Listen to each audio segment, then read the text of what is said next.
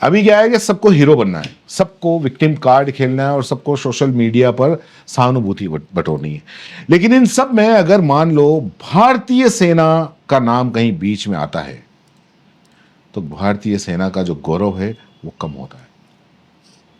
ये हमको खुद को अच्छा नहीं लगता, क्योंकि हम सेना को, सेना के जवानों को अलग नजर से देखते हैं। लेकिन सोचिए कि जब सेना का जवान ही सोशल मीडिया पर आकर झूठ बोले, विक्टिम कार्ड खेले, और वो भी कब, जब एक गरीब की पिटाई करने के बाद में, मतलब एक विंग कमांडर इंडियन एयरफोर्स का, वो एक गरीब को पीटता है बुरी तरीके से और उसके बाद में झूठ बोलता है। इस अफसर ने दरअसल वायुसेना की गरिमा को कम किया है कि किसी गरीब को इतना मारा कि वो मतलब अधमरा हो गया, और उसके बाद में आके विक्टिम कार्ड खेल के और झूठ बोलना।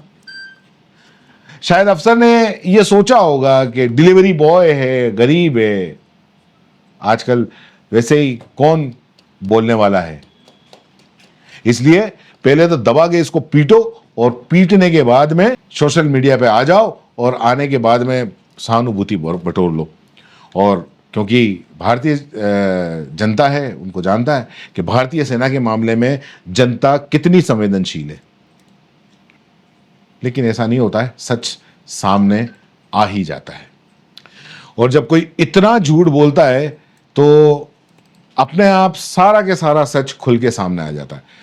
तो कहानी क्या है मैं आपको पूरी बताता हूं। कल यानी कि सोमवार को 21 अप्रैल सोशल मीडिया पर एक वीडियो आता है। वीडियो एक वायुसेना का जो अफसर है, विंग कमांडर, जिसका नाम है शीलादित्य बोस, और उसकी पत्नी स्क्वाड लीडर मधुमिता, ये दोनों हैं, कार के अंदर बैठे हुए हैं, और जो कमांडर है उसके चेहरे से खून बह रहा है। और वो वीडियो बनाते हुए कहता है कि हम DRDO CV रमन नगर फेज 1 में रहते हैं। सोमवार सुबह 6:20 पर मेरी पत्नी और मैं एयरपोर्ट जा रहे थे, तभी पीछे से एक बाइक आई, हमारी कार रोक दिया और उस व्यक्ति ने कन्नड़ में गाली देना शुरू कर दिया।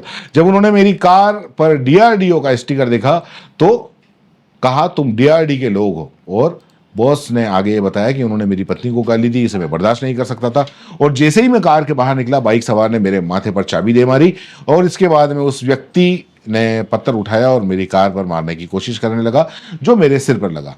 इसके बाद में विंग कमांडर का एक और वीडियो शाम तक वापस आया, क्योंकि सोशल मीडिया पे काफ़ी वायरल हो गया और लोगों ने दबा के और जो गोदी मीडिया है उसने दबा के खबरें चलाई कि इसके साथ में ये व्यवहार करा और सेना के जवान के साथ में इस तरीके से मारपीट की। उसके बाद में शाम को इसका एक और वीडियो आया। विंग कमांडर ने एक और वीडियो शेयर करते हुए कहा कि जिसमें वो ये कह रहा है कि हम पुलिस के पास गए लेकिन कोई मदद नहीं मिली, अगर कानून मदद नहीं करता है तो वो इसका बदला जरूर लेंगे। हमारी कार में डैश कैम में हमलावर का चेहरा है और बाइक का नंबर भी रिकॉर्ड हो गया है। वीडियो में बॉस ने यह बताया कि मैं हमले के बाद अपनी गाड़ी से बाहर निकला, पूछा कि क्या लोग सेना या सुरक्षा बलों के किसी व्यक्ति के साथ में ऐसा व्यवहार करते हैं, तो यह सुनकर और लोग इकट्ठा हो गए, मुझे गाली देना शुरू कर दिया। बॉस ने आगे ये भी कहा कि कर्नाटक की हालत ऐसी हो गई है कि मुझे इस राज्य पर भरोसा था, लेकिन आज की घटना के बाद में मैं स्तब्ध हूं। भगवान हमारी मदद करे, भगवान मुझे जवाबी कार्रवाई न करने की शक्ति दे, लेकिन अगर कानून व्यवस्था विफल होती है तो मैं जवाबी कार्रवाई जरूर करूंगा। वीडियो में हर कोई कर्नाटक सरकार की ऐसी की तैसी कर रहा था। ये वीडियो के अंदर जो कमेंट थे उसके बाद में, और कोई पुलिस को गाली दे रहा है, कोई लोगों को गाली दे रहा है जिन्होंने उसको मारा। लेकिन जब सच सामने आया तो पूरा के पूरा केस ही उल्टा था। इस मामले में पुलिस ने एक व्यक्ति को गिरफ्तार करा। वो व्यक्ति था बेचारा डिलीवरी बॉय। और उस डिलीवरी बॉय से जब पूछा गया होगा कि क्या तुम्हारे साथ ऐसी घटना हुई, तो उसने कहा कि आप लोगों से पूछ लो, वहां के CCTV कैमरे लगा लो, मैंने नहीं मारा बल्कि उस अधिकारी ने मुझे मारा। और जब CCTV फुटेज आया और वहां के जो मौजूद लोग हैं उनसे पूछा तो उन्होंने बताया कि इस वायुसेना के अधिकारी ने इस डिलीवरी बॉय को बहुत मारा, इतना मारा कि उसको अधमरा कर दिया।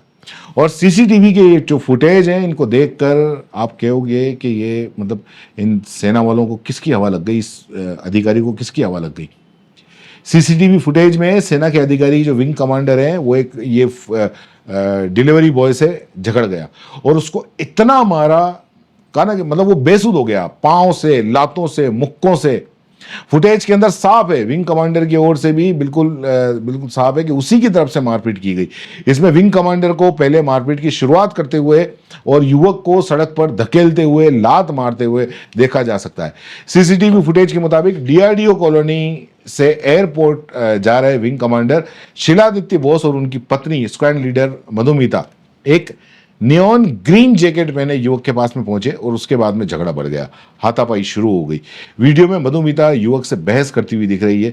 और इससे पहले मैंने आपको बताया कि जो विंग कमांडर है बॉस, उसने वीडियो जारी किया था और उस वीडियो में उसने दावा किया था कि मुझ पर और मेरी पत्नी पर कुछ लोगों ने हमला किया। यहां तक कि उसको भाषा से भी जोड़ दिया था, कन्नड़ भाषा और हिंदी भाषा, और इससे भी जोड़ दिया था। उसने ये कहा था कि मेरे साथ मारपीट के अलावा गाली गलौज भी की गई। वीडियो में अधिकारी जो जब वीडियो बनाया था तो उसमें खून से सना हुआ वो दिख रहा था। और जो आरोपी है, आरोपी का नाम जो था वो विकास कुमार के रूप में किया गया। वो एक कॉल सेंटर के अंदर काम करता है, मतलब डिलीवरी बॉय का काम करता है। उसको अरेस्ट भी कर लिया, लेकिन बाद में जब सच्चाई सामने आई तो विंग कमांडर पर अटेम्प्ट टू मर्डर और मारपीट का केस भी उस पर दर्ज किया गया। एयरफोर्स ने भी बोला है कि वो जांच में सहायता करेंगे। इंडियन एयरफोर्स के एक अधिकारी का बयान आया है। उसने कहा कि बेंगलुरु में कल एक दुर्भाग्यपूर्ण घटना हुई जिसमें एक आईएएफ अधिकारी शामिल थे और वायुसेना के जो स्थानीय प्रशासन है उसके साथ में मिलके मामले की जांच और जो भी कानून जो समाधान है उसकी वो सहायता करेंगे। ये पूरा मामला देखा जाए तो रोड रेज का था। हो सकता है दोनों की गलती हो, लेकिन उस दोनों की गलती के अंदर एक जिम्मेदार सेना का अधिकारी, मतलब उसको किसकी हवा लग गई, आजकल के नेताओं की हवा लग गई कि आप पहले किसी को इतना मारो और इतना मारने के बाद में आप मतलब बिल्कुल लोगों के सामने आके झूठ बोल रहे हो, क्योंकि आपको पता है कि जो भारत की जनता है वो सेना को लेके बहुत ज्यादा भावुक है और आप सहानुभूति बटोर लोगे। और आपने ये कैसे सोचा कि सच्चाई सामने नहीं आएगी, या फिर उस गरीब फूड डिलीवरी का बॉय का कोई साथ देने वाला नहीं होगा? ऐसा नहीं होता है। अगर आप सच हो तो आपके साथ में सब खड़े हुए हैं, लेकिन इस तरीके से अगर झूठा प्रोपेगेंडा होगा तो कोई नहीं है। हो सकता है कुछ झूठ बोलने वाले आज ऊंचे नहीं, बहुत ऊंचे ओहदे के ऊपर बैठे हुए हैं, भारत के सबसे ऊंचे ओहदे के ऊपर बैठे हुए हैं, लेकिन एक दिन ऐसा आएगा कि उनका झूठ भी सबके सामने आएगा। इसलिए ये ठीक नहीं है। और इस तरीके से जो भारतीय सेना की जो गरिमा है वो गरिमा कम होती है, गरिमा गिरती है।